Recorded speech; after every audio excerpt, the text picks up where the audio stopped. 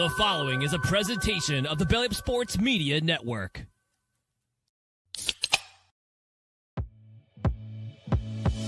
You have to play your way out of being on Hard Knocks off-season. Learn Chinese, buddy. Konnichiwa. It's a me. Oh my God! Now they make the playoffs next year with Sanders as their quarterback. Steph Curry walked so Caitlin Clark could run. The cup should go back to Canada where it belongs this next go-round. No, I like to suck on him a little bit first to make sure I get all the salt out. Where was Nick Bosa on January 6th? It wouldn't be a solo show without me messing up the musical cues. Ladies and gentlemen, welcome to another edition of Craft Brew Sports.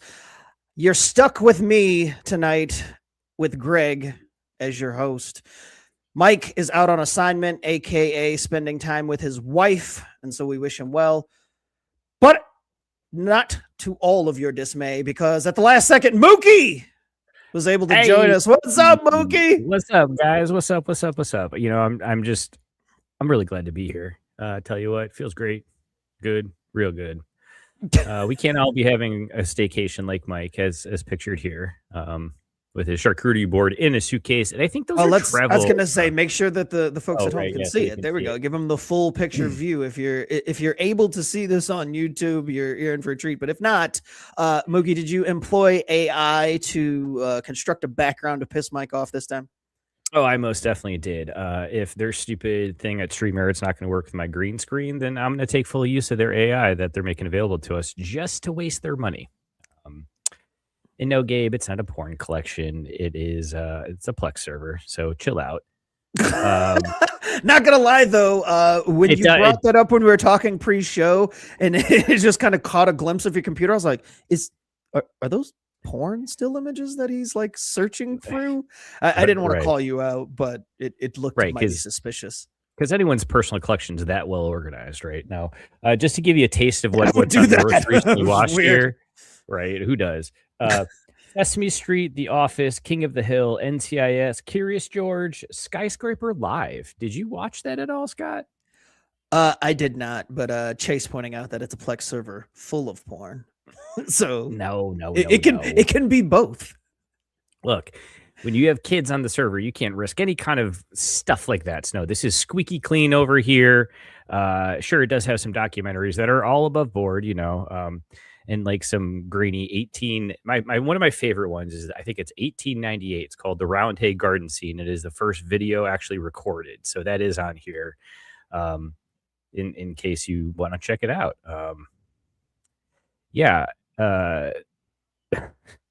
Trying to read what Matt Barr put before I trip myself up live. But he said, that lady trusts that dog way too much. Clea, his dog, would have already inhaled that entire coochie coo board. I had to read the coochie coo part twice. I was like, because my mind immediately went to shark coochie, and I was like, wait, coochie? Okay, got it. Also, Tyson pointing out that he would rather spend time with Mike's wife than us as well, which, I mean, I can't really argue that sentiment. We've got a show tonight. I'm not going to say it's going to be great. I'm not going to give any qualifiers other than that me and Mookie are going to do a show. So it's probably going to be a whole lot of false starts, F-ups, interesting shit. Yeah, but you know what? As long as we say 9/11 and cover Cesar's streak, you know, the streak lives on. Happy birthday, brother. Thinking of you. Family made a dope-ass cake for him. They did, yes. Gone but not forgotten. Mr. Nera sent us a picture of the cake that they had made for his most recent birthday celebration. Sad that we don't have him around, but honoring his memory either way, and no better way to do that than... 1, 2, 3, 4.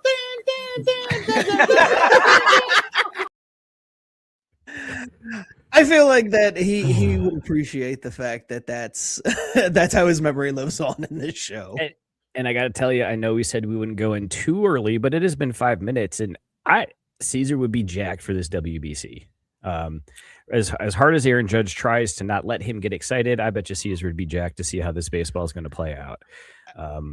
Yeah, we're going to talk some baseball. We're going to talk combine this past weekend. Lots of weird stuff happening there. We're going to talk some NBA because it's slow, and the NBA's do doing People keep the throwing NBA's bows doing and like stuff. fists all the time, all the time. But yeah, no. So we've got a bunch of topics that we're gonna probably not get to. I also want to talk with Mookie about some random off sports topic things that happened in the video world. But before, also I'm getting chastised in the chat. Dan telling me to play my Dynasty game live during the second hour, which I'd watch that. I know I posted in the chat pre-show that I would be able to play my game either tonight or tomorrow. But for those listening that are in the Dynasty, bummer news just before the show. I told Mookie this. I was under the impression for the last about at least 8 hours that I was off of work for the next 3 days. Chatting with my wife about 20, 30 minutes ago and casually dropped, don't have to get up, blah, blah, blah. She's like, didn't you say you had to work through Wednesday and you were off Thursday, Friday, Saturday? And I said, no, that can't be right. I pulled up my schedule and I got to be back there bright and early at 5 a.m. tomorrow. So that's dope. Mama. Now, tomorrow I do get that feeling will actually be correct. When I make it through my shift tomorrow, I do indeed have Thursday, Friday, and Saturday off. But I got to tell you, there are very few feelings in the world as defeating as getting off of work and for several hours believing that you didn't have to go back there for 3 days. And then finding out that, no, you most certainly do. In less than 12 hours, you'll be right there. Yeah, Jesse pointing out, not even 6 weeks, and Greg's dropping the schedule ball. Yeah. Well, Yeah. hey, look, I know. It's like real management material over here. right. When I makes you text feel my brother that, he said, you almost no called, no show, and you've been there for 2 months. And I'm like, I know. I'm glad this conversation happened, though, so I don't have to have that other conversation. They don't have your schedule online. Like they ain't got no calendar. No, download they shit. do. Like, It's just for whatever reason, I had it in my head that I knew I was right about the 3 days off in a row part. I just pushed it up a day. I wanted my you were weekend to optimistic about start. it. Yeah, I wanted my weekend to start that much earlier, but no. Like in the office where Jim convinces Dwight that Thursday is Friday and he misses his first day of work. 100% like that, actually. Yeah. So, but let's go on ahead and get into. Before we get into it, I don't want to. Go ahead, because we can turn the sexy music on while you. Oh no, actually, the sexy music on for Cesar because we got people chiming absolutely. in. Tank saying Cervasis for Cesar. Hell yeah. Wow, God, Tyson saying RIP little bro Bean bro, miss you. That's questionable. Biscuit saying Feliz cumpleaños amigo. You read that like a real gringo there, Mookie. I sure did. Happy birthday, Cesar. And then I gotta come back and end on this one because Matt is also trying. Don't make me get the seagull, Greg. I don't know what that means. I was gonna say I got questions, bro, but okay. I'm sure it's in reference to me having or not being able to play my game until tomorrow afternoon at the earliest now, instead of tonight or tomorrow morning like I had planned. But I'm also sure that Matt will explain that reference. So while we're waiting in anticipation of what the hell him getting the seagull means, let's talk about these beers we're drinking. Mookie, you're up first since I'm controlling the show. It's bad, dude. It's bad. Yeah, so I was telling Greg before the show, this is gonna be an interesting beer. It's called Glean from Brewery Bahavana. It is a mango peppercorn saison, and we both agreed, well, this will be interesting. And no, it's just gross. It's not good. It was a 2.75 untapped caps the last time I had it, and I knocked it even further down from there. So, like I said before, I may need to dip halfway to get it like an actual beer because I don't know, man. I don't know if I can go all the way through this. That's the worst feeling. Like I've had shitty beers. You take that first drink and like, I'm gonna regret this. Not only do I have to talk about it and not just completely shit all over it, Yeah. I also have to like finish it because I mean nobody wants to open up a beer and not finish it. Like, ugh. I mean, but shit yeah, ain't free, you know? yeah, well, yeah, but you're right though. Like when you described what it was, I'm like, that's a unique sounding beer, but Yeah. it's gonna be a hard one to pull off. Yeah, Where No. are you gonna go? This is what I got. Where am I gonna go? I was waiting to see how long it took before somebody commented on the fact that I shaved, and I absolutely knew that would Yes, be Jesse. there's your Yes, surprise. yes, yeah, no, and that's not the surprise. The surprise is not that I shaved my beard again to reset it, and I look 20 years younger, as many of my coworkers pointed out. It's that I was going to be doing the show solo, and I was ready to rock it. I was getting in that mindset. Oh, you had Y'all it were on just going to lock, listen yeah. to me talk into the void more or less for an hour about various things. But Mookie at the last minute was able to throw up the stop sign and confirm that he'd be on. So, here we are. Let's go. I decided that I was going to experience the same thing I experienced last week, which was I drank that layup, and then it hit me probably the last 20 minutes of the show, which those of you who stuck around to the end will remember the FBI having relations. After she's like, "How was the show?" I was like, "Well, this is where we ended. I don't know what else to say." And she goes, "What were you?" I was like, "I don't know, man. I don't know. We just gotta watch the tape, I guess." Like, yeah, I mean it made sense to my high brain, but I decided I was going to go back to it. And this week I'm drinking Layups fresh fruit punch rather. Last week it was the strawberry limeade. This week it's the fruit punch. I mean, you already know it's a dog. J.R. Smith doesn't miss, especially J.R. not with Smith. layups. And this is good. So I'm hoping to have the same exact experience that I had. So we should probably get into the show sooner rather than later because there's a good chance that I won't remember much. But first, let's see what everybody else is drinking in the chat. Biscuit saying 20, your new coworkers are lying. Damn, that hurts. hey, you know I what? have though? If you're feelings, gonna lie to too. me like that. That's fine. Yeah, I know. That. I would rather them say that than wow. Lie to me look about like, nice things. you look like you would have been on an Epstein Island. Gabe saying he's drinking Weller neat with Nice. a 2-finger pour, and it's a dog, no doubt. Weller's that good shit. Sarah chiming in, not drinking tonight, but went to Beer Fest over the weekend and drank Ebony and Ivory's Strawberry Margarita Seltzer, which is out of Knoxville, 7.3%, and she will be road tripping to grab some cans. That sounds amazing. I'm doing that. She also followed up with that tonight. She's doing taxes, which Oh my God, Sarah, do mine, please, for free though. yeah. Well, usually the wife gets them done, and I mean like ASAP, like the minute we get all of the stuff in. So like usually by like February 3rd, she's got it like filed and ready to go, and we're just waiting on the return and have it by March. This year she was like, "Man, I ain't no rush to pay them fucking taxes, not to this government." I'm like, I stand by that. The only thing I'd say is the stand by sooner you that. file them, hopefully you get paid sooner because like there's no one left to do audits or anything. So it might be a minute at this point. Yeah, that's true. Let's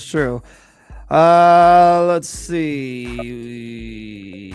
May saying she's drinking sparkling strawberry lemonade that she is pretending is a margarita. I mean, I'm down. I'm down with that. Why do you even got to I mean- pretend? That just sounds delicious. Sarah, yes, also will celebrate. She is out of Puzzle Hell. The toilet paper the puzzle she's been puzzle. doing for like 4 months. Like, how did that end yeah. up though? she did it. Well, is yes. impressive, 'cause I would mean, flip I'm the table gonna over, say, but- you do it and then getting out of the hell that is doing a toilet paper. Now, I didn't get to see the photo. Did she post a photo in the She Discord? did. You know what? Let me get into the Discord here. If people, Because I might have missed that, but I was like, share are we it out. talking about one giant roll of toilet paper that like you're just putting together, or is this like many sets of toilet paper in various forms that we're trying to put together? It was 4 or 5 rolls, kind of arranged side by side, shot from above. So just like the circles, kind of the not concentric, but the J or something. I don't know. I'll get the picture. I like it. Scotty checking in saying no beer tonight, but went to 6 different Cincy breweries when he was in town over the weekend, and street side brewing in general is a dog. I don't know what I'm saying about that. All right, Scott, show your work. Give us the 6 breweries and then tell us if they're a dog. Tank chiming Wow. in. Well, whoa. Hold on, Pause. let me get back Pause. over here now. Saying go? layup is where it's Race at. card. Indeed. King of the MIGs. Absolutely. Nothing like a good 50 migger to keep you going. Oh, it's so bad. And I'm too lazy to have gotten my glass, so I'm drinking it like an OG, straight out of a can. I should have had a paper bag wrapped around this bad boy. I feel like that's how they would have drank this if this came out about 25 years ago. So, there's that. Biscuit saying fruit punch is one of my kryptonites. Can you tell me more about this beer I can't have? A goddamn sobriety. Well, the good thing is it's not a beer, but it is a THC infused drink. So really it just tastes like fruit punch. Like there's no carbonation. It just those bottles of just generic fruit punch that you grew up drinking, it tastes exactly like that. Not like off-brand Hawaiian punch, I would say, but like good. Plus, it gets you where you want to go. So, I mean, even if it didn't taste all that great, it's not the same. Mace also pointing out that her strawberry lemonade is absolutely delicious. 10 out of 10 hyperfixation drink. She just wanted a margarita instead, which, I mean, again, don't we all? I'll take either of those options. Oh, and Sarah did post a picture. We'll try to get a look at that. So yeah. Oh, this option I would not take. This option. This I don't. Yeah. That looks. The self-flagellation here is strong, man. Here, let's take off the staycation vibes so we can really appreciate this. I mean, like, look at this thing. God, that would have driven me nuts. Yeah. How many pieces did Sarah say? How many pieces we got? Too fucking many. That's how many. Although I'd love to go to the store and get the box that just says "too many fucking piece puzzle." Right? Maybe we should start making puzzles. And then people are like, how many pieces? We'd be like, too goddamn many. Also, okay, Gabe helping out. Tahitian treat. Yeah, I would say it tastes like a Tahitian treat. That's same clientele that drinks Tahitian treat as well. So that'll work. Sarah says 1,000 pieces. Matt pointing out that the listeners are loving this. Yeah, well, you know, that's the thing about looking at a puzzle. Like, there was only one way, and we can't really describe the fact that it's just a bunch of toilet paper tubes. Yeah, but get on the also, YouTube, man. If you're having trouble visualizing it, yeah, get on YouTube, watch, and listen. There you go. Get good. And it's 1,000 piece, Sarah confirming. And Scott has an updated rankings for us. Street Side, March 1st, Mad Tree, Northern Row, Esoteric, Rheingeist was his order of dog. And I can concur. I was just having a conversation with somebody over the weekend about how Rheingeist has just never been my jam. Like, it's fine, but when it like first popped up and through like its early popularity before everybody kind of started moving in, I've never been a real big Rheingeist fan. Like, it's fine, but honestly, I would knock March 1st down below Mad Tree, and I'd say that's a fine list right there. I can't really complain about much. That's fair. All right, you guys chime in with what you're drinking whenever you get a chance or whatever. But let's go on ahead and like it will be fine. I mean, if you don't, well, we'll be fine too. But let's go on ahead and Mookie. What did we say we're going to start with? It? Yeah. Boom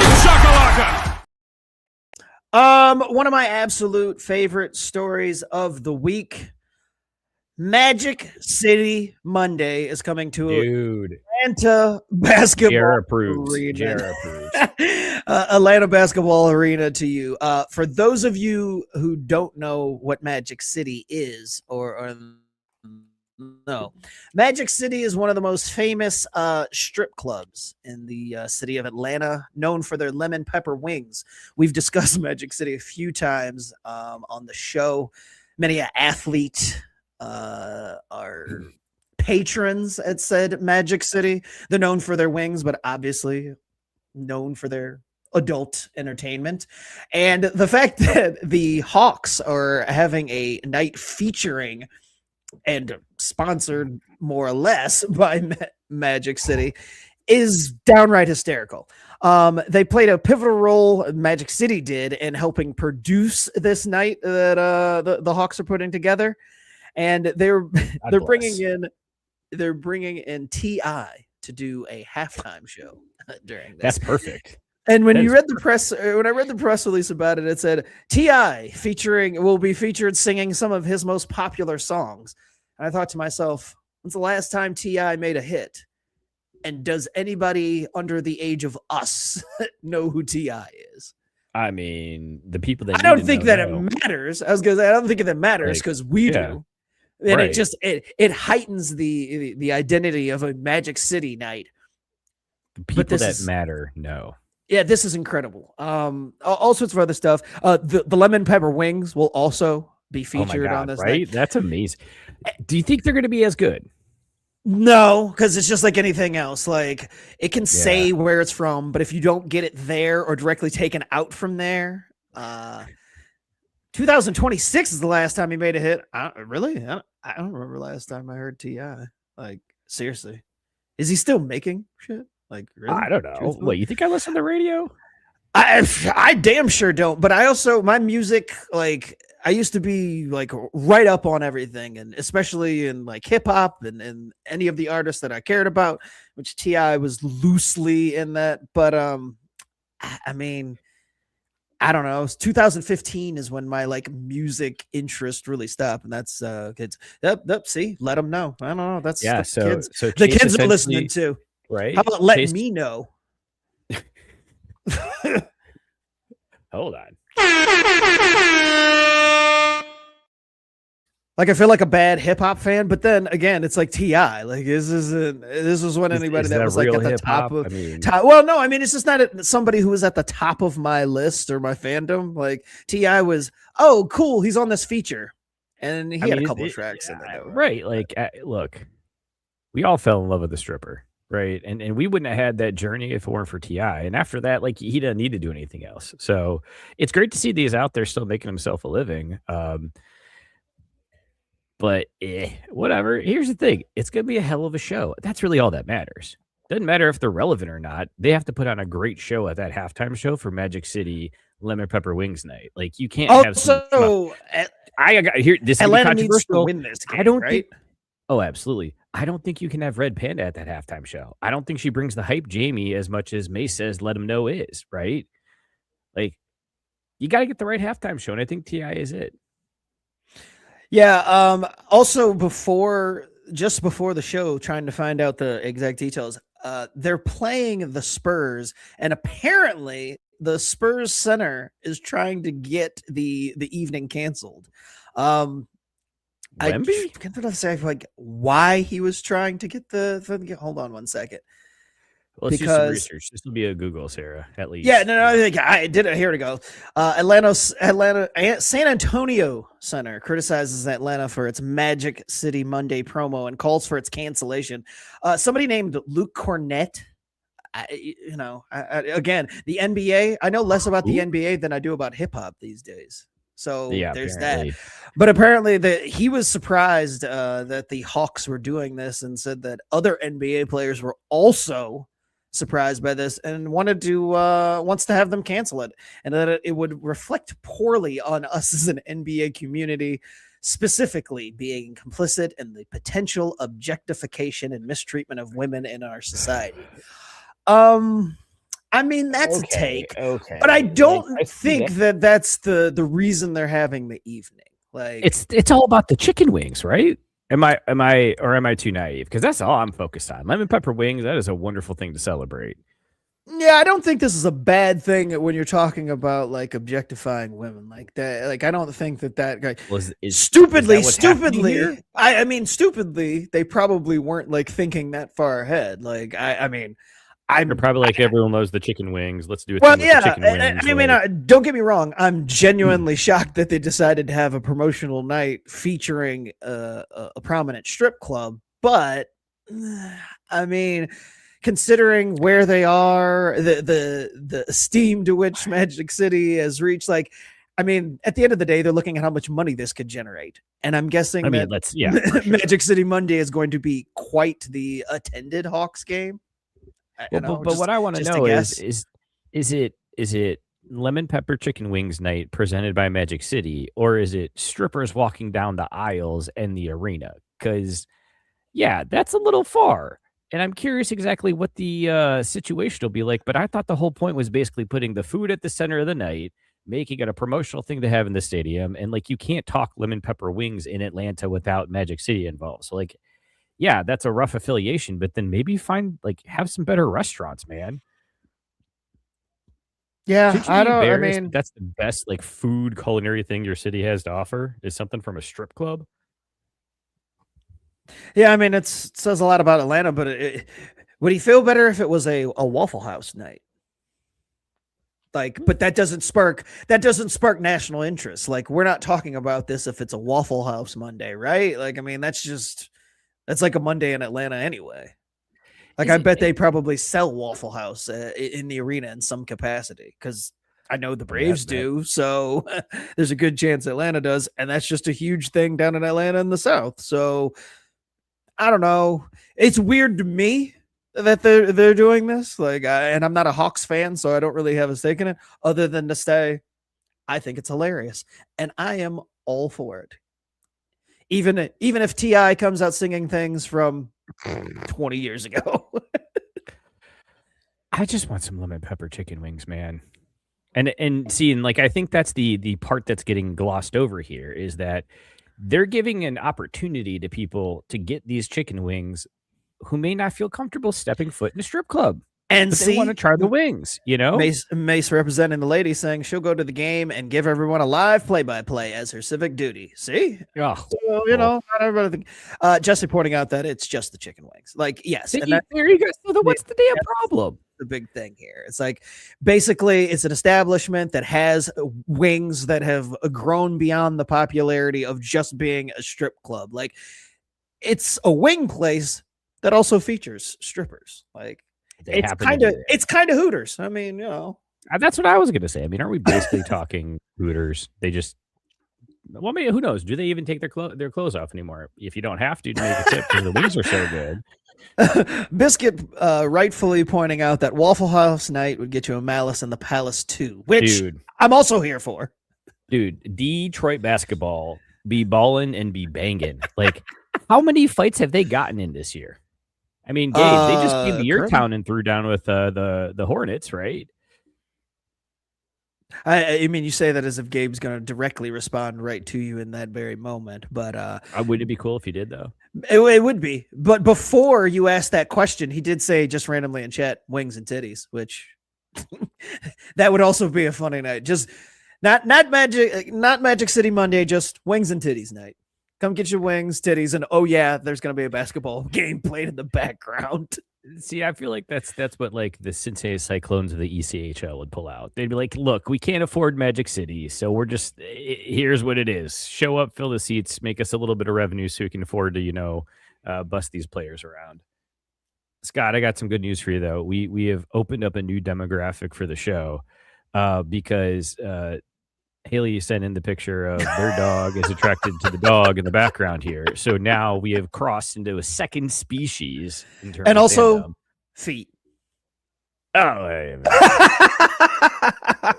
hey, if the show pops and the views are through the roof, we know the recipe to success. Yeah, you and I totally fans. That's it. Less mic and more feet. I got 2 toes only. So anyway, if I was in Atlanta, I'm not gonna lie, I'd be trying to find a way to get to Magic City Monday because why not? It sounds awesome. And again, it's done its job, right? Like a promotional night like this is supposed to get people talking, get excitement up, push ticket sales. Right. And this is talked about on a national scale. So mission accomplished to the PR department. I mean, at worst, like even if the NBA did somehow step in to like question it, which it doesn't sound like they're going to, they've already got the publicity off of it. So right. They made it into our severely packed rundown, and we actually talked about it because it's one thing to get put on the agenda. Our lead story. For us to actually do something. Yeah. We led with the NBA in March talking about a Hawks team that we know nothing about. Yeah. Like name one other Hawks player. Not Trae Young because they traded him. And I only know that because I saw that a few weeks ago. I'm like, huh. I know no Atlanta Hawks players now. That was it. James Harden, 6th leading scorer in NBA history now. Really? Yeah. Jesus. That doesn't sound right. But I guess you just play long enough, you score a whole bunch of points. Let me cite my sources. Oh, right. The Discord. So you know it's true. Well, moving on to college basketball. This story, no context. No idea. In fact, when Mike texted, I was like, I should probably try to figure out like how that's even possible. But there's the fact that undefeated Miami of Ohio could not make the tournament this year unless they win their conference championship. How in the hell is that even a thing? They're 29-0 as we speak. And yet somehow they might not make the tournament. I don't understand that. It'd be awesome. It's what I'm rooting for. Yeah, no, I mean, the question is, how funny would it be? And the follow-up is, how hard would you laugh? Because oh my God. I would laugh a lot. Love and honor, right? Love and honor. I can't help but think that this is probably why Travis pushed over that DJ speaker as he threw his little temper tantrum the other day. Got fined $2,500 because he screamed at the refs at halftime. There's a real likelihood this happens, though, because they're saying their strength of schedule is so bad that if they don't get the automatic bid, they wouldn't rank RPI-wise and everything. So that combined with how crazy stuff happens. Yeah, they're saying it's a one big league. And if they don't win their conference championship, their strength of schedule is not strong enough to get them in. And it's like, oh, it'd be so good. Have the undefeated season, losing the first round of the conference champion or tournament, and maybe they can be the 69th best team by winning the NIT. That's a feat only Xavier could pull off. Matt pointing out that the idea of them not making the tournament and getting pushed out because of the strength of schedule and all that was brought up by Bruce Pearl, who recently turned Auburn over to his son, and Auburn is also on the bubble. And Matt is wondering why Bruce feels that way. I mean, I got to be honest. If it was Xavier, I'd be motherfucking Bruce Pearl into the sun. Instead, thank you, Bruce Pearl. This is incredible and amazing, and I need them to somehow go. I need them to lose on a buzzer beater in the championship game, because then they'll still have hope that they'll still be sitting there as a team on championship Sunday thinking, well, certainly there's still a way, only for them to get their hearts broken. I couldn't think of possibly a better moment than watching Travis Steele finish the season, one loss all the way to the championship, conference championship, and losing there and sitting at home. That seems which ranks higher, Magic City Monday or Miami not making the tournament despite potentially only having one loss? Oh, that's tough. That's a tough one. Man, that is really tough. Or Disappointment Sunday flows right into Magic City Monday. Magic City Monday. See, that's okay. Yeah, let's go there. That's what I want to do. Because I'm sitting here, I'm like, so does this mean I can never have lemon pepper chicken wings? Because that's asking a lot, man. But if it just means missing Magic City Monday at the Hawks game, like, oh, okay, then the undefeated season, right? Like, hands down. Undefeated season, still bubble burst. Yeah, where is Jenny when we need her? I was going to say, Bar pointing out that we need to find Jenny to discuss this love and honor potential downfall. She'd probably have an opinion or two. Yeah, I would be. Well, I mean, especially since she's not avoided any chance to bring up the fact that they were undefeated throughout the season, which is great. Like, I don't want to. I don't want to. I mean, I don't harsh anybody's mellow. It's really just their head coach. I mean, I could give two shits about the RedHawks as a team. They don't bother me. It's not like they're any threat to Xavier. I mean, Xavier's only a threat to themselves these days, so that's neither here nor there. But yeah, I could do without Travis Kelce. I've been finding any success. And I just called him Travis Kelce, and I meant Travis Steele. See, that's Yeah, how well, little fuck I care Travis about Kelce him. too. He owes me Yeah, for not getting fun. that 7 touchdown from last year, so he can catch it too. If they get the undefeated season, Oh, they Gabe gonna raise pointing a out banner? that they are 4 minutes away from 30-0. So there we go. So is that the last regular season game then? Like, 'cause this is about to. Yeah, I was gonna say we Breaking got to be news, coming live up on on air. tournament. I was gonna say we got to be coming up on tournament time, right? Like for conference tournaments, do those start this Yeah, I weekend thought this or weekend. maybe it's it Let's see being the here. MAC. It could be started. It could have already started like today or something. Dude, someone posted it in the Discord, but the Sun Belt Conference Championship or tournament. Have you seen that bracket? I have not. Oh, it's absolutely amazing. It's single elimination here. I'll get that pulled up, but it's single elimination. And basically, if you're the 1 overall seed heading in, you only have to win 2 games to win the conference championship. I think the 13 seed or the 14 seed, you got to win like 6 games. It's this really narrow, skinny looking thing, but I kind of dig it. So let me do my show research here and pull this damn thing up. Gabe also pointing out that they still have one more game Friday. So Gotcha. Okay. also, I'm just laughing at Matt Barr in the off-show group chat, which you got to be in the know to that. But kudos to Matt Barr for pointing out what he did point out about Jenny in that chat. Well played. All right, so here is the Sun Belt Men's Basketball Conference Championship bracket. And tell me why we don't do this in every single conference. This is how you make the regular season mean something. The Flying V? Basic. That's actually a really good way to put it. Yeah. Why is there... So there's 14 teams. Like that? I mean, because they really want to punish you for not winning in the regular season. So like the 4 seed App State, if they win out, they would only need to win 1, 2, 3 games. But the 12 seed Louisiana, who's in the farthest path, would have to win 1, 2, 3, because it 4, says like 5, winner. 6, 7 I thought we were looking at like the Yeah. full on team brackets until I said it's like winner of game 1 plays. Okay, so I see. I mean, I like it. If you're gonna be like one of the lower level conferences, you might as well do something like this that's a little bit different to try to get eyeballs on it. I mean, nobody's Tuesday gonna watch to it Monday, still I outside mean- of schools, though. You think you're saying Troy and Marshall don't have huge followings as the 1 and 2 seed? I'm guessing not. Oh, okay. Either way, It's just shut off my light on me. That's fun. hey, there you go. Everybody drink. No, it wasn't Luke this time. It was Jordan, but we'll still drink. Oh. One of my kids interrupted the show. Take a drink. Exactly.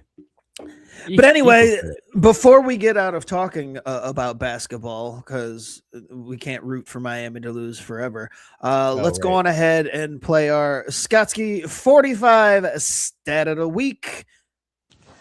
For this week's ScottSki45 Stat of the Week, we go to the NBA, where last week Kevin Durant became the first player to score 40-plus points in a regular season game for 5 different teams, achieving it with Oklahoma City, Brooklyn, Golden State, Phoenix, and now Houston.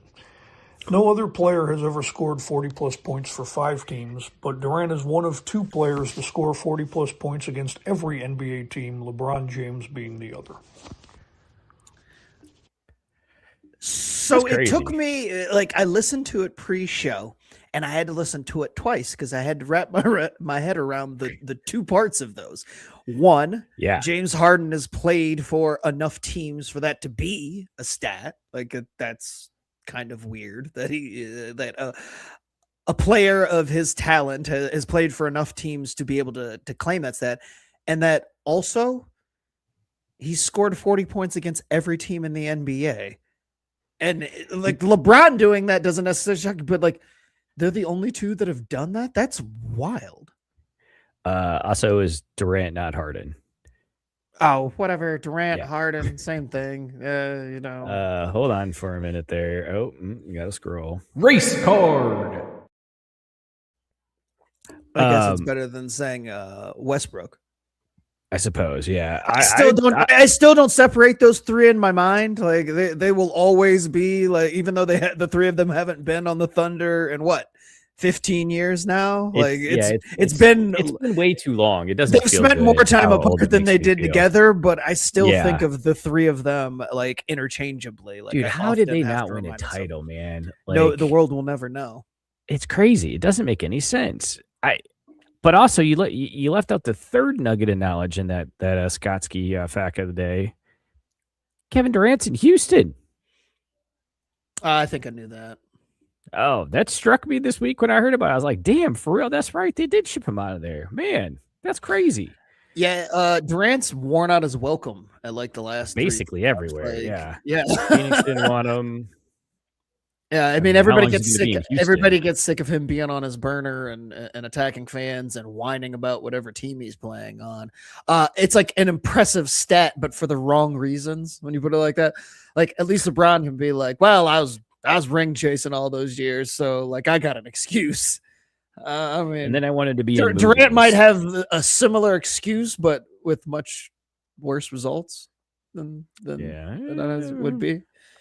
But I mean, still an impressive list to be one of two to have scored 40 points against every team in the NBA. Yeah. Because you think about that too. It's like that in theory isn't as hard. You'd only need to be on two teams to make it possible. But again, 40 is a lot of points. So, but again, think about it in terms of, I mean, you have to play every team. I mean, some of the teams you play more often than others, and just think about how many times he scored. Just like you have 40 points is a great night, no matter who you're playing. But how many times has he just scored a casual 30 against, just about every team? I mean, that's basically his Tuesday, right? Right. And so that's what I'm saying. It's like 40 is a high mark to get to. Like that's having a really good night. To do it against every single day. Like, I mean, let's just say that he's had 30, 40-point games in his career. Like that'd be a pretty damn good career for your average player to have, that many 40-point games. And he's done that just casually against every team in the NBA. I found that pretty impressive. And Gabe, I don't even know why, but this is important to read. Also, he's a Texas guy. Love you, Cesar, but screw Sean Miller. Agreed. Always screw Sean Miller. Yeah, there's just some great storylines coming out of the NBA these days, though. I know there's all these zingers, these one-offs. And any other NBA hoops topics got your attention lately? What? No. Awesome. Let's roll the clip. Use the play fake. Now to throw. Bought a little time. Lets it go. Fires into traffic. It's picked off. There he goes to the right. That action speed. Touchdown, Bobcats. That's right. Big Dan with pick six. They build this. Not to mention the dope hat, though. Their celebration? Apparently, I don't know. I think it's a construction helmet or something. I don't know, but love that action speed. A 72 overall chasing a 76 overall. But Big Merg, man, he's on the come up these days. I appreciate it. I like that as a celebration. I like in general, like those interception celebrations. I mean, these days the interception celebrations are better than the end zone celebrations because they want to penalize, but they don't seem to penalize for the defensive celebrations. Probably most of them happening on the sideline helps, but I do enjoy a good defensive turnover celebration.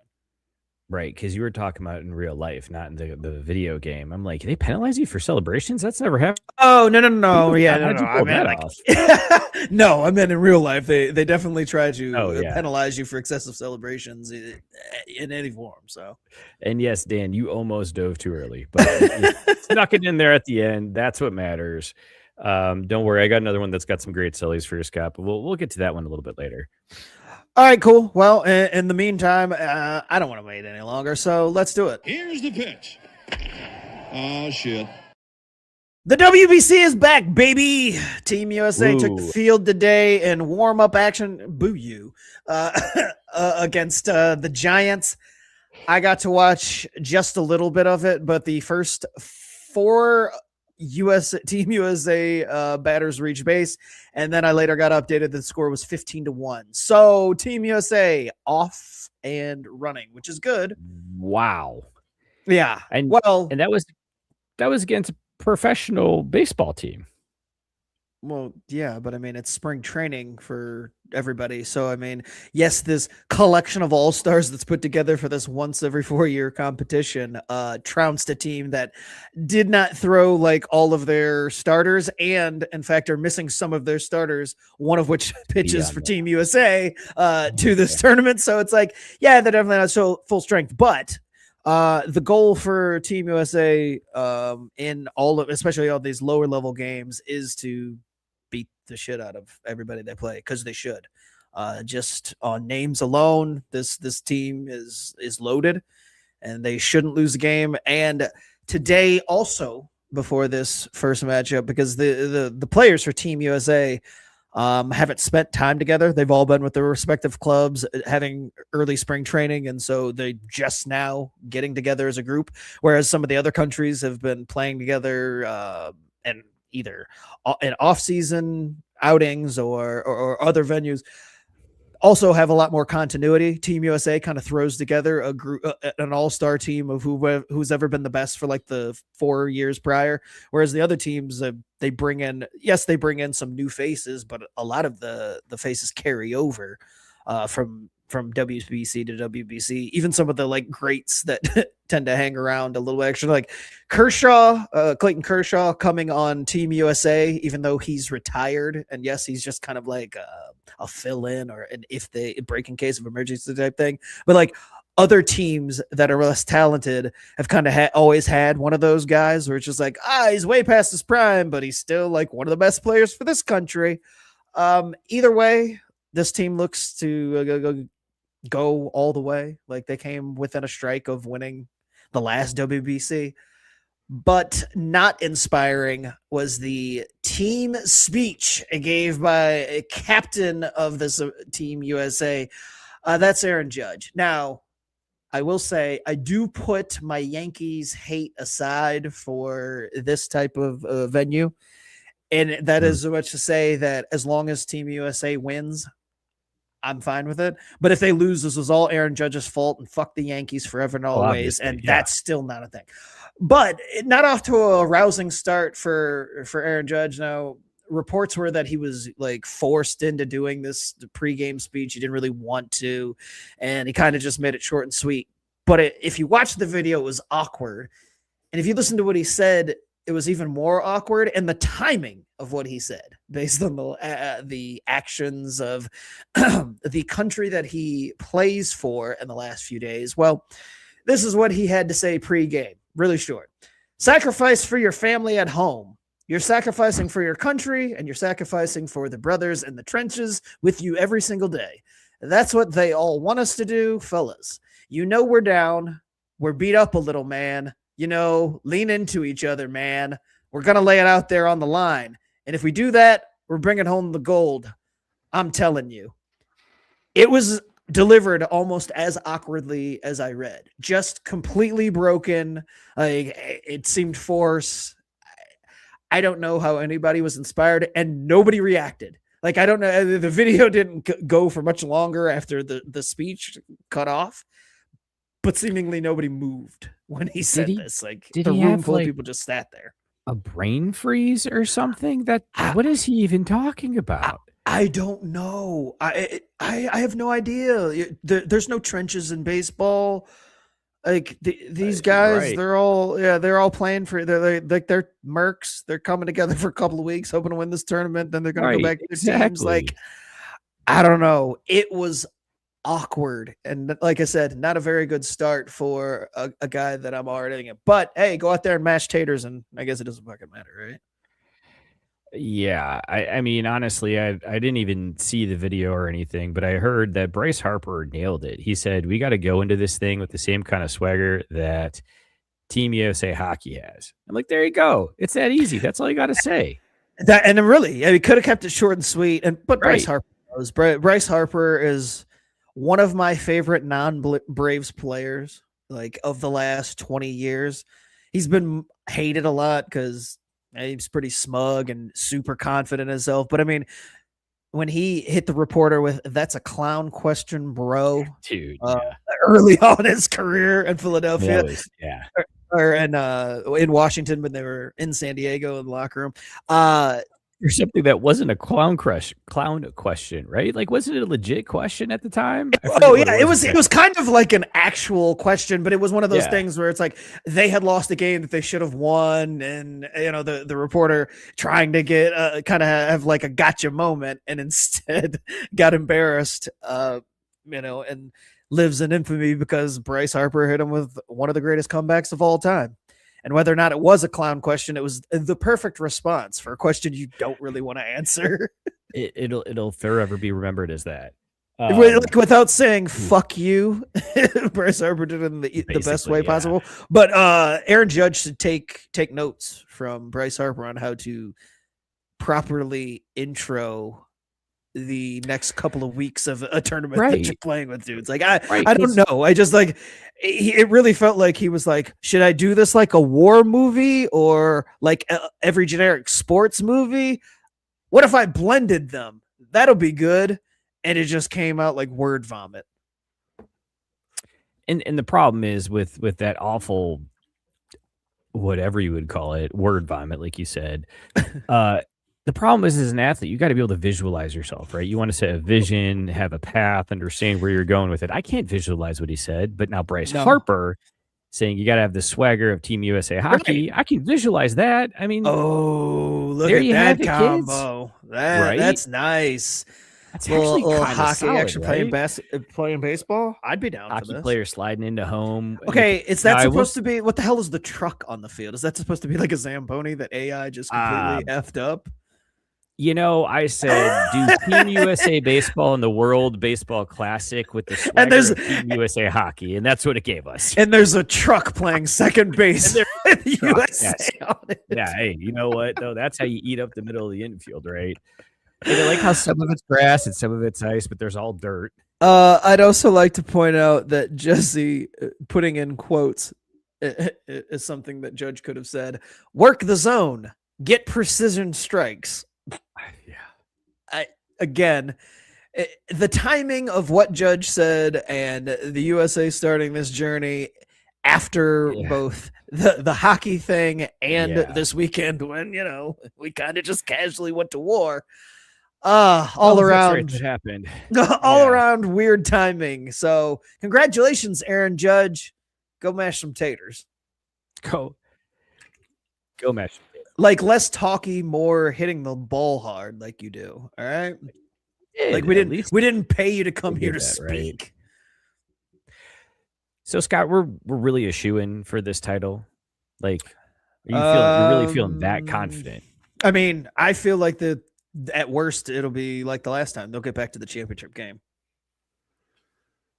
And in theory and on paper, if you're just looking at just names only, we don't know what the performance is like. And since USA has already won it once, it's TBA on it. But names wise, this is the best collection of talent that USA has ever had.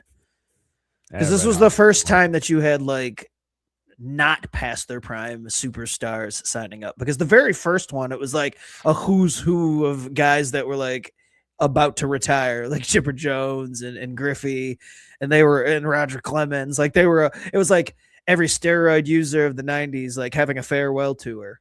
Not Chipper, of course, and not Griffey. No, of course not. No. But the rest of them. And it just did not work. No. Hell of a transition, my friend. Hell of a transition. Let's talk about the story I don't want to fucking talk about.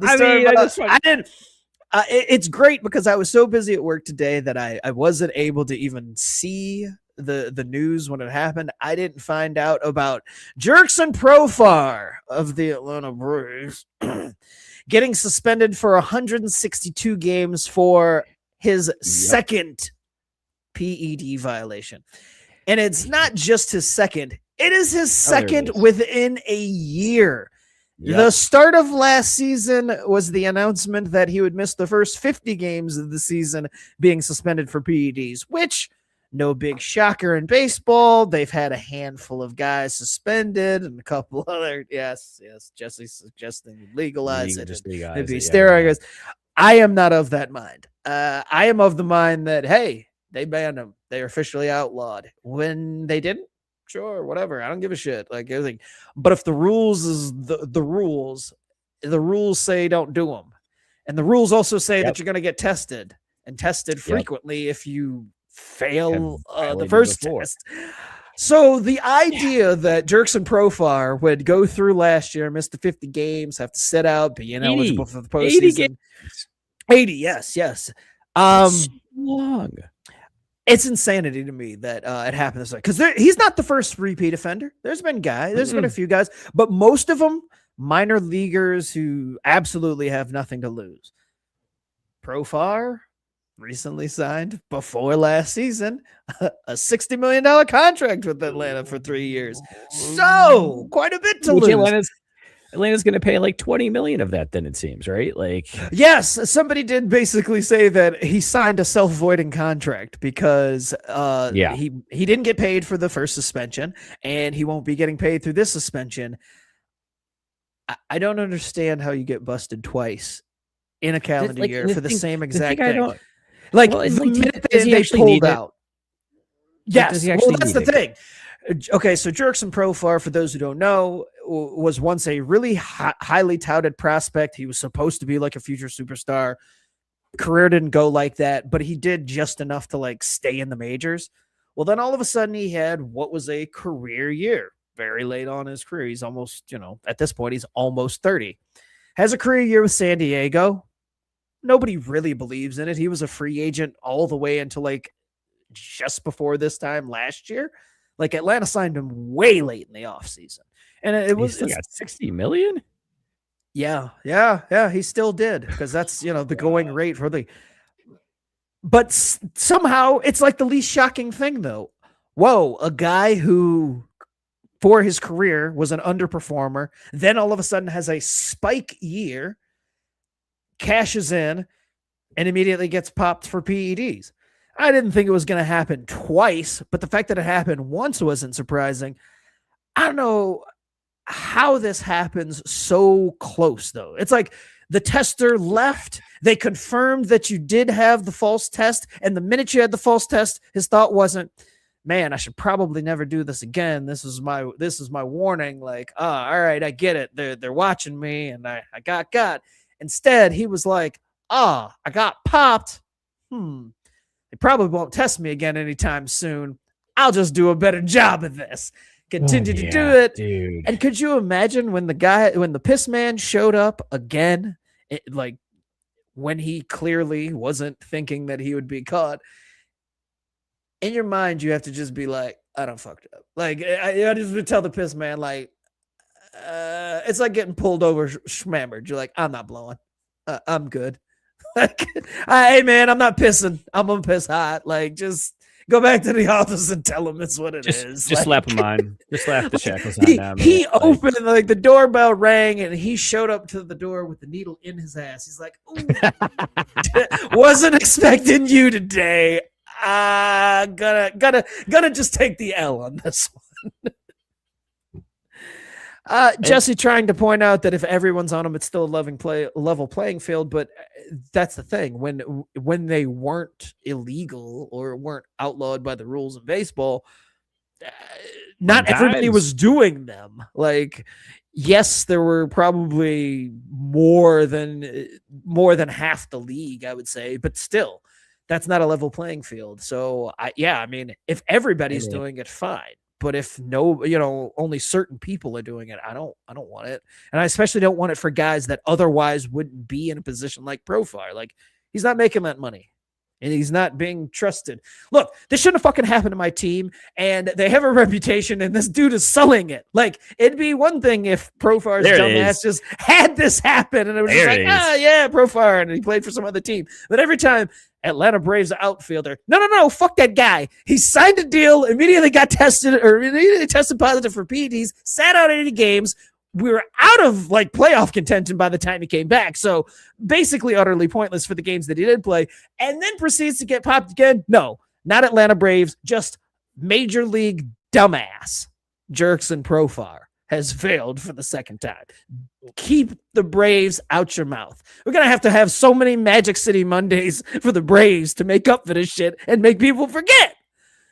Like, so if it gets canceled in the NBA, say, hey, we keep Ludacris on retainer. Ludacris. I was gonna say all that money you'll save. So think about all that money from his contract. I mean, we might have to bump T.I., but hey, after the on-field concert with Ludacris, get you some Waffle House or lemon pepper wings.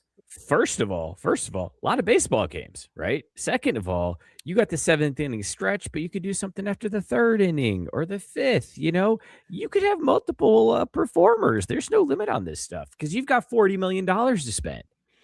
I mean, imagine pussy popping on a handstand in the 5th inning.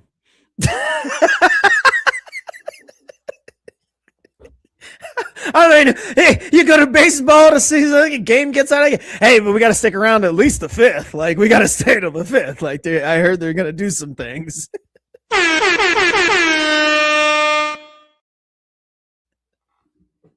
Hotlanta. Wings, stay for the baseball. You know. Hey, come for the baseball, stay for the pussy popping. I know that could be the Magic Monday tagline. I don't know where to go after that one. I was like, shit. There was something else I had that was baseball. Now I can't find it. Jesse's saying loaded and smothered Saturdays. I'm here for that. That's really putting a spin on it. It would make Dollar Night more interesting. Right, Ooh. Like you come into the field or wherever it is that you're coming to get in there before you get your seats, and you got to make sure you got a stack of ones. But most people just assume you're there trying to get $1 beers and hot dogs. You're like, yeah, maybe, but also. Now you got to make sure you schedule that section. That beer face you just made. Dude, it's like. It looks like it's hurting your brain. It's like it tastes like peel, man. Like what kind of peel? Like a banana peel? Like an orange peel or a mango peel. Not great, Bob. No, it's not good. It's not good. Did you remember where you wanted to go with baseball? Nah. Just hard. Nah. Just oh man, I'm bummed. But the World Baseball Classic is here, and that means opening day is right around the corner. Yeah. Are we doing anything special for opening day? I mean, I feel like I am here. I'm watching baseball all damn day, regardless of who's playing and where they're playing. I'm just hoping I also don't have to work. But on opening day, I tend to watch 3 full games or close to it. That's a lot of baseball. Hey, if it starts at noon. And then it ain't over till 11 o'clock on the West Coast. You know that's true. Where are you going to go? What else are you going to do? In the daytime. Yeah, that's right. Jesse with a great idea. Opening day speezy.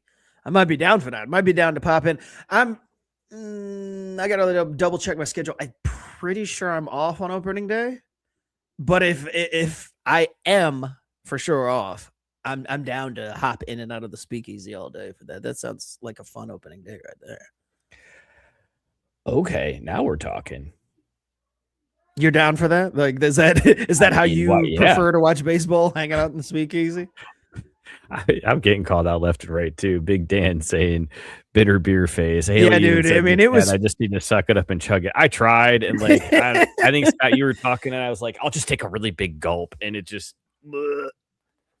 Bar pointing out that Profar was Cheeks in San Diego. I mean, he was, but I mean, Cheeks is relative. Like that last year, he was less Cheeks than he had been in his career. I remembered what it is.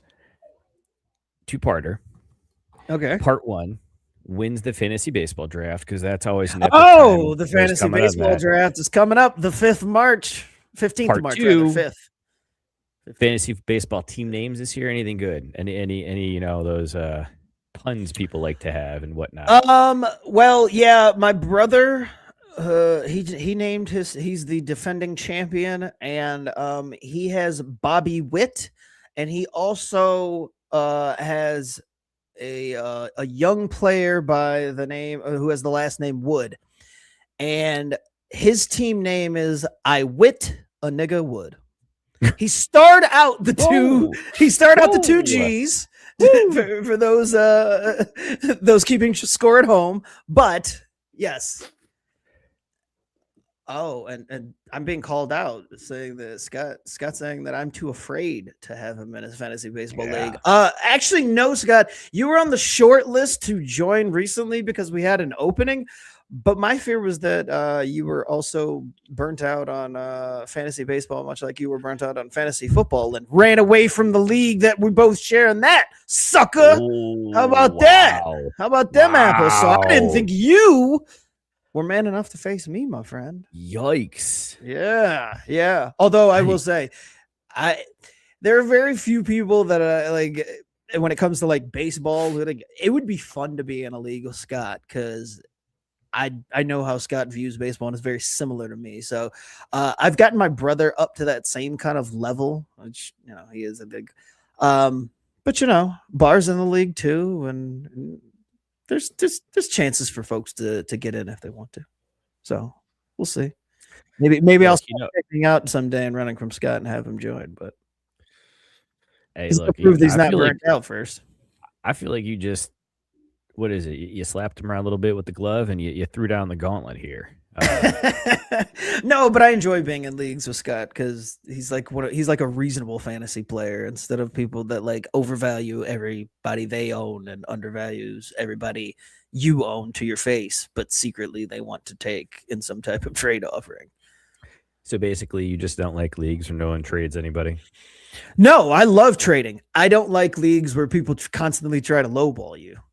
Like, there's nothing worse than, like, it's like disrespectful. I tend not to offer trades that I wouldn't accept if I was the other team, but people too often will come to you with trade offer that it's like, really? How long did you think about that? And zero's not an answer. Also, Dan, big disrespectful person. So watch out for him on the field because this stuff right here, straight nasty. It's 1st and 10. Wide receiver going in motion. That's right. Ohio Bobcats, a top 15 team. To the receiver. I mean, look at him just break out that tackle, flip through that, spin out wide. Another spin site. And then this is where hitting the cafeteria hard really caught up with him. Man, less burritos, he probably gets in the end zone. Big Dan. I was gonna say doing big things. That was nice. That's right. That was a nice clip. I like that one. And, I mean, it didn't feature a work helmet in it, but well, see, and I thought about it before too, and I was like, do we show non-touchdowns? Like, does that really make the grade? And then I was watching, like, I mean, those spin moves, like, yeah, all right, that's pretty fit. And he claims his finger slipped. Right. Finger slipped. Let's talk some football.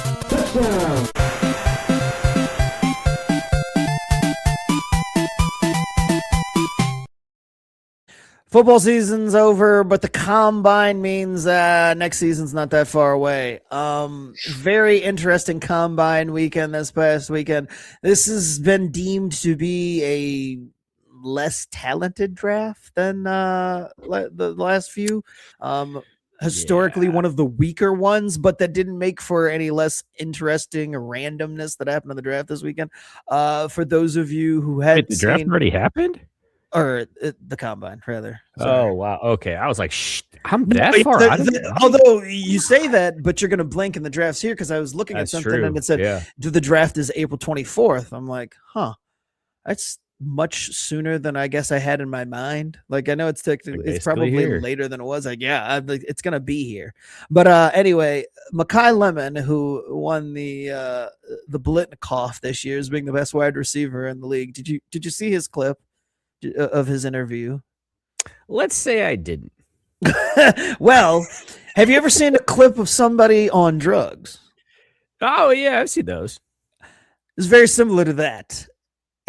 He was asked, the combine is where the players interview with all the teams, and they do like a public kind of, it's almost like a Super Bowl like question and answer session with the media, not as over the top with the shenanigans, but just kind of a casual forum. And Makai Lemon, man, he was swaying from side to side, like bobbing his head. And I don't even know. Presumably the question was who are his top 3 like NFL receivers or favorite current NFL receivers. And in, God, I want to be more diplomatic about this, but in the most hood ass way possible, he managed to spit out Justin Jefferson. I think he's a Jamar Chase, and then I remember JSN being the last one. But I'm not doing it as much justice as I did reading the horrible, boring, flat, stilted Judge pregame speech. Like, if you haven't seen this Makai Lemon interview, you got to, because it's over the top to the point where I'm like, I hope that's not how he actually talks. Like, I hope he was going in there to fuck around. But reports coming out of the combine were that he bombed a lot of the interviews, like with the teams, because they do the individual team interviews too, where the teams can request to interview these. And apparently he didn't do great at that. There's some reports also coming out from like USC, which is where he played, that he's a little socially awkward. And if like the interviews that he was in there were also kind of just not quite right. But, I mean, he can ball, so it really doesn't effing matter, and it could be all smoke. It could be just teams talking shit and saying that these interviews went horribly so that he falls on the draft. But, man, extra hood for Makai Lemon, which is the first time I had heard him speak, and the voice and body language and just the way he acted did not match with the guy I had in mind. But wide receivers tend to all be weird. Like, this was extra fitting that he was a wide receiver. Like, this is not how a quarterback would ever act. In fact, this if a prospective number 1 overall draft pick at quarterback acted like this in the interviews, this would plummet him like 2 or 3 rounds. Like, it would go from 1 to 3rd round overnight, just based off the way that Makai Lemon interviewed. Hilarious as shit, though. I mean, I still can't get the damn video to load, so it must be good if it's getting blown up that much that YouTube is choking. Oh, yeah. I mean, there was the one that I saw was like a 17-second clip. So he went to USC, so whatever. I mean, I hope we're not making he ain't there to play school, huh? I mean, he ain't there to play school. Nah, but he's definitely not there to play school. Yeah. But again, it's the NFL, so it don't really matter. Like, if you can play ball, you can play ball, and they're going to. And that's basically what it boils down to. Same thing with everybody was freaking out about an offensive lineman out of Iowa. He's got a mullet, which I suppose, which I suppose is a weird thing to see in the NFL in the year 2026. But I couldn't figure out why. Like, I don't know. I guess it didn't impress me all that much. I guess no football players ever have had mullets before. Go figure, right? Yeah, and then I immediately thought of the Boz. I'm like, oh, that's why most NFL players don't have a mullet. That's a good point. Yeah. The last guy who prominently featured one was kind of a psychopath, so it's not a look that most NFL players gravitate towards. Truthfully, most of the NFL clientele aren't growing mullets because they can't. So there's also right. How did Dan Patrick do in his 40? Dan Patrick? Isn't he the one that always runs? No, that's Rich Eisen. Rich Eisen's the one who always does the 40. That's a good question. I don't know if he ran this year because he was doing. I heard him talk about it on his show. Oh, well, he was doing commentary. I did not see the run, or the only part that I watched was I tuned in really briefly, probably like the last 45 minutes of the second grouping of wide receivers and quarterbacks. So I got to see just like a few drills, and I remember hearing Rich Eisen speak like he was doing the commentary on it, but I did not see. They usually like to throw up highlights of that all the time, so I'm surprised that I didn't. So it looks like, oh come on, I don't want this immersive experience. It looks like he did another 6-second 40 though, which I mean, hey, not bad, right? Another year older, staying the same speed. I like it. I mean, right, especially because he does it in his full suit. Oh, I'm sorry, yeah. 6.47 this year. So, but again, that's respectable, you know. That's not that puts him in the trenches, you know, with Aaron Judge down there in the trenches, battling for those at home because that's what they want us to do, brothers. Yeah, right. Something which is extra funny because it is here in the States. Yeah. Got to go to battle for the guys that are like 2 towns over here in Arizona. So I will say the best part of the combine is that it's over, and now we're getting actual movement. Oh, and Gabe's stuff. saying Now that we're he gonna doesn't really- run anymore. What? So Are you're you telling looking me at that old AI stats? Oh, so it's not. You misread the internet, 2025. didn't you? Yeah, I see 2025, and I forgot that's not the year it is anymore. So there's that. Whoops. Yeah. Also, just pointing out that that's pretty much faster than all of us, which, yeah, absolutely. I'm not beating. I used to be decently fast, but there's no way that I'm competing with the stride and long distance of the 40 That's true. now. Yeah. Not quickly, at least. Like, I'm probably a full second behind him or so. Oh, wait a minute. Hold on. It sounds like he may be doing something else. It will Instead no of the longer dash? be behind the paywall. What? He did. Yeah. So I don't know. There's a bunch of You reading words the here. internet, thrilling podcasting. Yeah, I'm reading the but internet again. Right. you know what? He should have graduated to like running some more of the drills. Like, okay, like if the 40 thing was getting cone all drill. tired, like, yes, could you imagine? Or doing the catching drills like the wide receivers do when they're like they're catching the balls that are thrown at them really quickly on the gauntlet. That would be awesome. Or the one where they have the DBs go back and forth, side to side, up, down, that whole thing. Yes. And then like burst out of their cuts like straight up the field. Yeah, no, I would fear that. You know what else I heard? Speaking of like Rich Eisen and old familiar faces, that Boomer, 50 years at ESPN, retiring soon. Like I think it was either the draft or some other big event coming up here shortly. The home run derby. No, it was not the home run derby. I would have remembered. That's not gonna be a but- send off. No, I forget what it was. I want to say it was the draft, but I mean that's not big for him. That's big for Mel. So Right. But yeah, That's either not the way, derby. maybe it was just the conclusion of this year. But either way, 50 years at ESPN, which I don't know if you've seen Boomer lately, but age is catching up with him. That voice is pretty Yeah. gruff. Like Yeah, I think I he's- brought this up once. I mean, he's definitely old. Yeah, I look, and again, as one of the guys who I think helped found ESPN, if you will, he's put in some work, right? So let the old man retire because it's time. Yeah, but honestly, those every time those he trots out, are more like whoop. They've ugh, slowed I don't down. even know They've if you're slowed that down good. quite a bit. Yeah, it's rough to watch. But and here's the other thing too. Jesse is saying, hey, he wants to pull up the clip, so here you go. That time, he was able to outflank the defense. Fires toward the end zone. Touchdown, Ohio! I mean, this one's great And the because you just get beatdown that has EA ensued. physics I engine, got him. right? I got to step on him. He got to step don't worry, on him. it's and the ball was consistent, too, thrown from perfectly angles. out in front. You can see he runs underneath it, gets it, and gets the long touchdown on the go route. Clips right through the guy. Love it. I mean, right? But hey, it's the Buffalo Bulls. They're just happy people are there. Mookie, we talked about it pre-show briefly. I said I wanted to bring it up. Did you watch the CEO of McDonald's debut, the new big arch? No, I actually stumbled on the big arch the other day, and yeah, it's kind of fantastic, man. Well, I remember hearing about this months ago when they were talking about, they're going to test this new burger and it's supposed to be this blah, blah, blah. And then time goes by and it's not like you're thinking about a burger debuting at McDonald's. Exactly.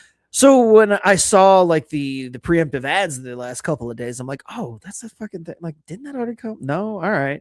But this video with this CEO was horrendous. It was the most awkward, nerdy, socially inept thing that I've seen. Like, it's unfathomable how a guy like this becomes the CEO of a giant corporation like McDonald's. But he's eating the burger in the video, and I mean, he can't. First of all, he had trouble picking it up. He's like, I think there's onion straws falling out of this thing. Once he awkwardly gets it in his tiny hands. He called it product like he forgot that he was trying to get people to want to eat this burger. So what a good product. And then he bit into it like he hadn't eaten McDonald's maybe in his lifetime, or at least since he was like 5. Most awkward shit I've ever seen. The CEO of Burger King and Burger King, they put out a video where he was just biting into a Whopper. Looked like it was one of the best things he'd ever eaten. All visual, wasn't a word said, nothing awkward about it. Juxtaposed to this CEO who just, I don't get it, man. I don't know how people rise to the top. Well, and the worst part is organizations like that, when like you're so socially awkward, like there's no way this was the only take either, right? He looks like he's being held hostage in the video. It's like this white room. He's not moving. He's just sitting. The only movement is from like his elbows up to his mouth. Like it's bizarre.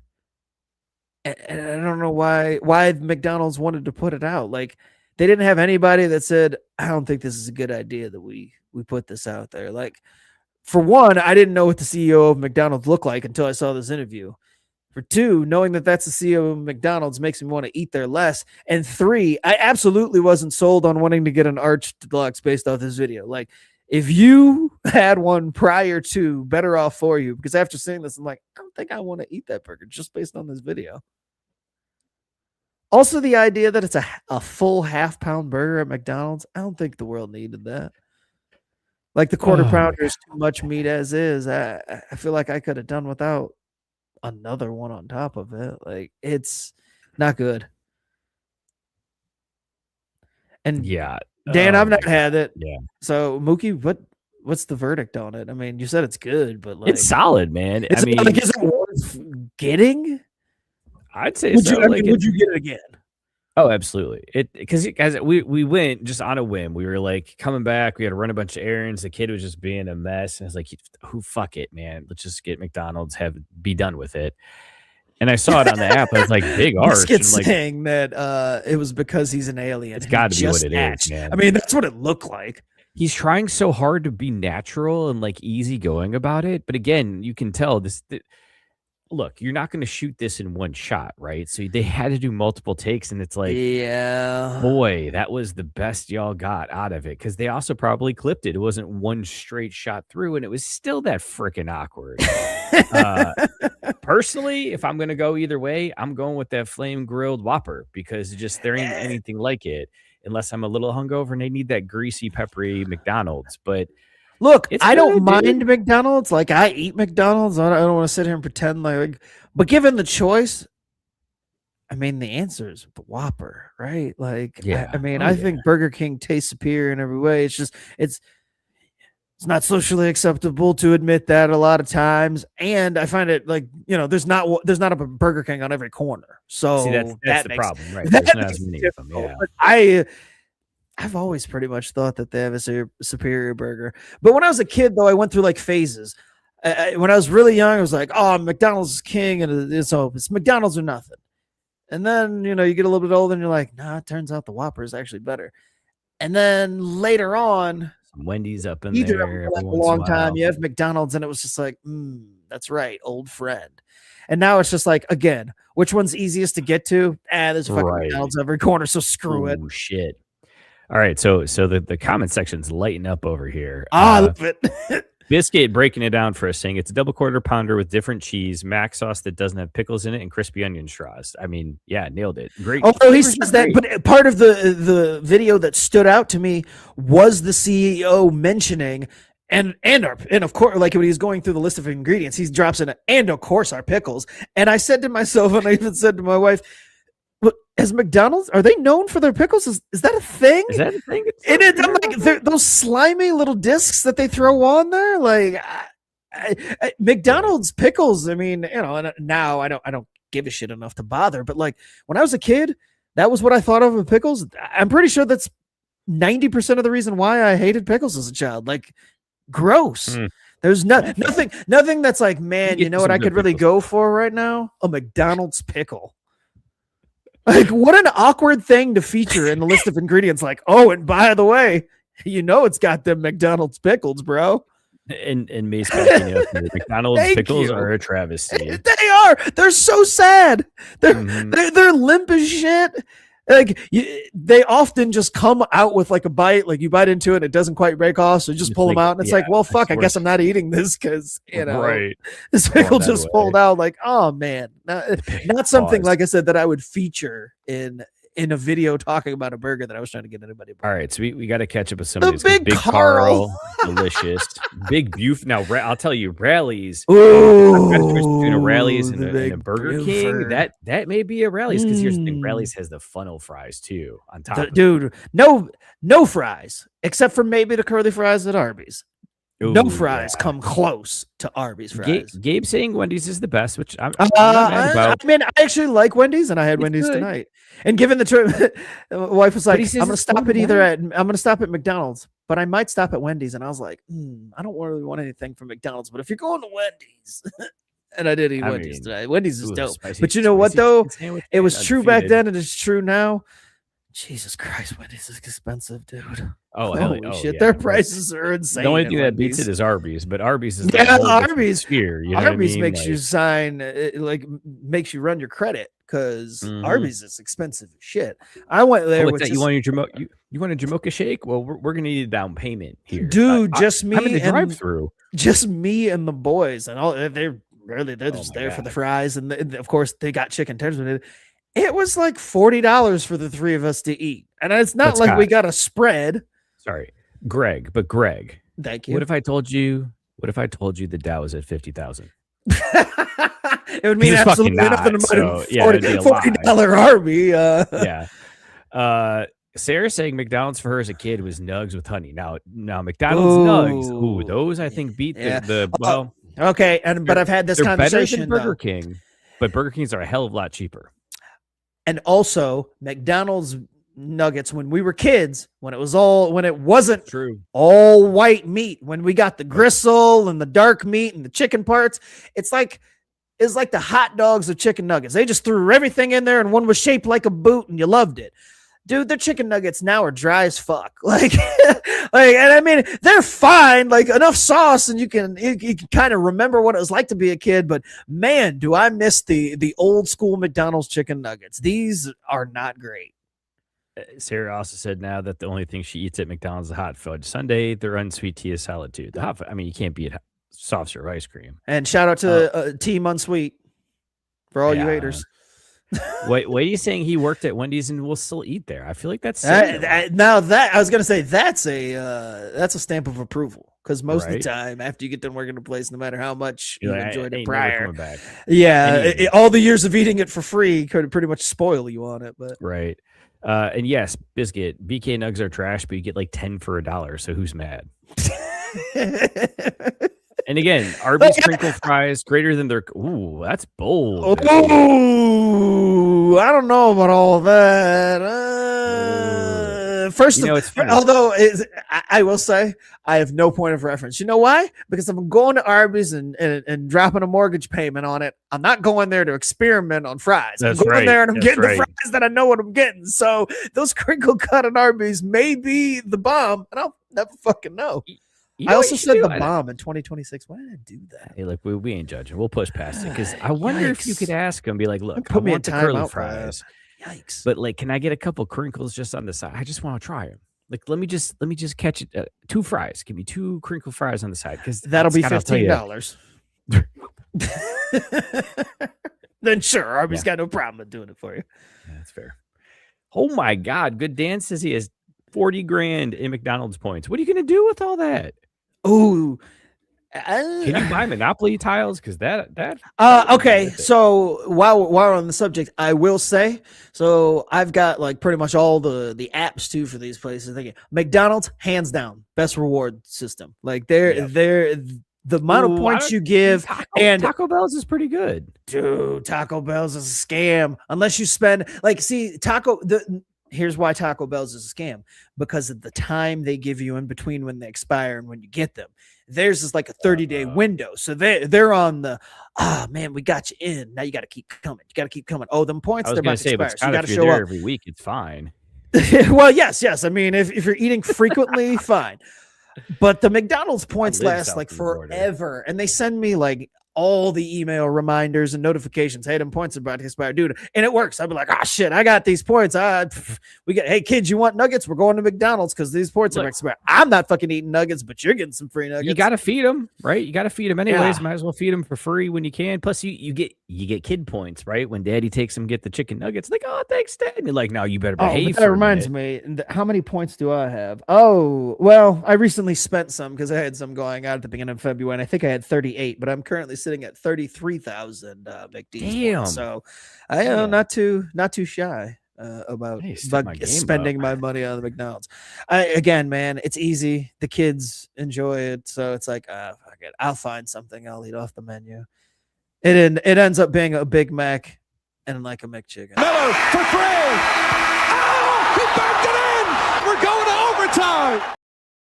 Didn't cut me off, you son of a bitch. I got my last thought in there. It was so close. And I was like, I looked at the clock and I was like, crap, where did I scrolled around?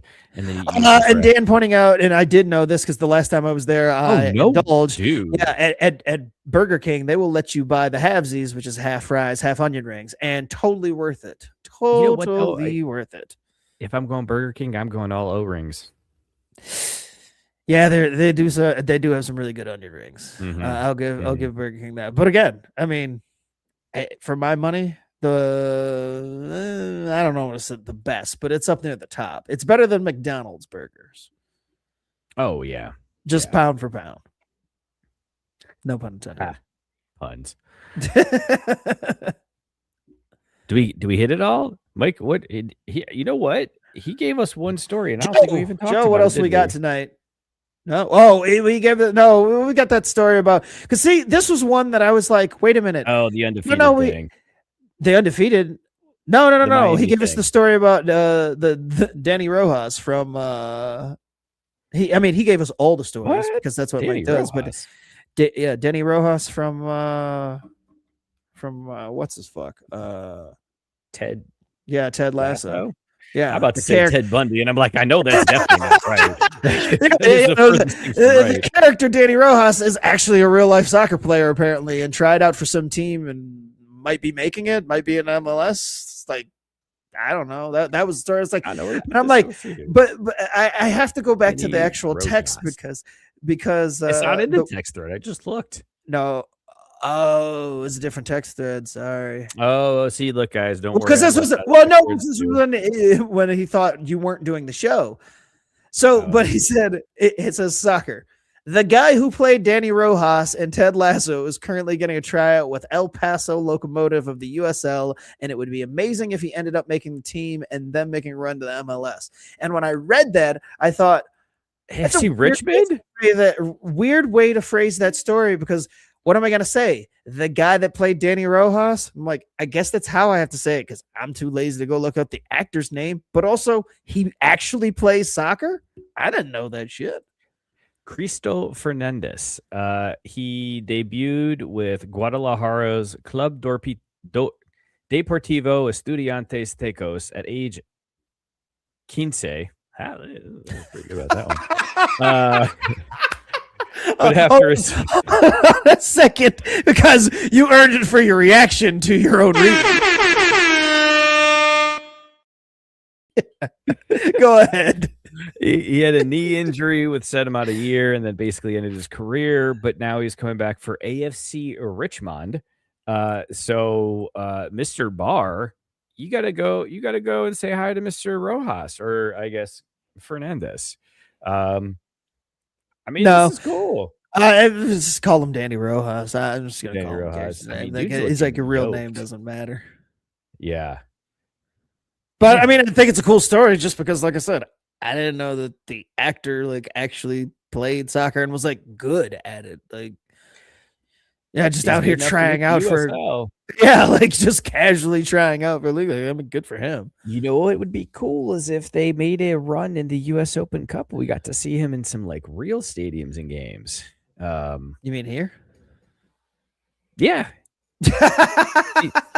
Okay, I wasn't sure. I was like, I mean, is that what you're alluding to? Like playing here? Yeah, my bad. AFC Richmond from the USL is in America.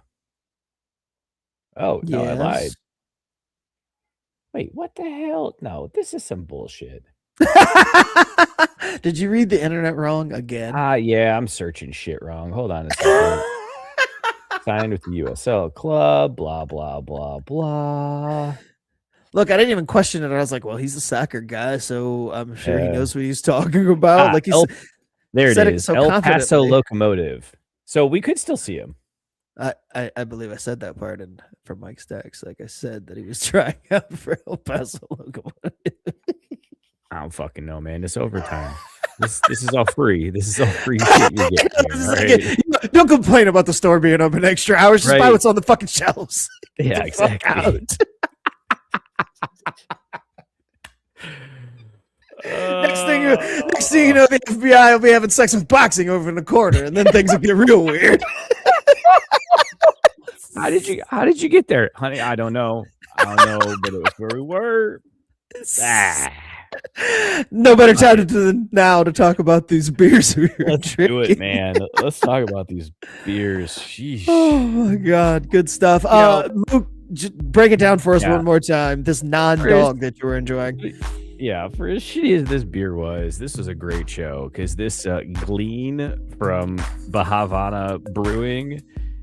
Whoever thought mango and peppercorn saison was a good idea has another thing coming, and how it made it to production and they sold this thing in stores is beyond me. This pour drain this all day. It is rare if ever I will pour drain a beer, but this is one that deserves to be pour drained. Even the 6.3% isn't a redeeming factor. So stay away, y'all. Stay far away.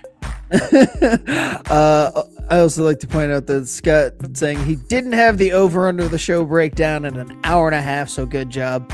We'll take what we can get, man. I'll take it. I was drinking Layup another week, another J.R. Smith classic. This week's version was Fruit Punch. It's a dog. I need to start there, but I'm trying to. The hesitation you were hearing was me trying to figure out if I like this one better or if I like the strawberry limeade. And I gotta say, I think I lean the Fruit Punch just ever so slightly. I mean, I love me some limeade, and I was very vocal about all things limeade flavor. Give me that. But I think this Fruit Punch works better for this. It goes down just slightly smoother. It's good flavor, but you know what? It's a layup either way. Hi-oh! Finger roll. Mookie, you know what this was? It was a show. It was a show. And I also thought about this. I also thought about this morning. Or I was like, man, we're not gonna have Bar tonight to like do his mic impression on the outro. And I don't know. It's just like, what do we even say anymore? Guys, click some shit. Socials. You know where to find us. Join the Discord. We need to get a Matt Barr drop for when Mike's not here. Just to, and if Barr can't do the show, to just be able to play the outro and be like, oh, all those things that he says. The last time he was on Facebook and Twitter and yada yada. We said this exact thing. I don't know what producer is doing over there, but he's clearly not cutting drops. So I guess we'll have to fill it and say, check us out on Facebook, Twitter, or X, whatever you call it, Instagram, TikTok, because now it's an American company. And as always on YouTube, we stream live every Tuesday night at 8 o'clock. But check out the shorts, the reels. They're always coming out. Mike's cutting stuff, getting new content out there. The Discord, it's like the comment section in the show when the show is not on air. So check that out. We got bots, we got fun times. We got the show within the show, man. It's really the place to be because you know what? Tuesday nights are fun, but what's even better is falling asleep in the speakeasy. There's no better place. So if you're stressed, you're bored, you're looking for some companionship, come on down to Craft Brewed Sports. It's a good time. Is that close to Bar? Well, you know, it was good until the dismount, and then he became the McDonald CEO. It's a good time. Thank you guys.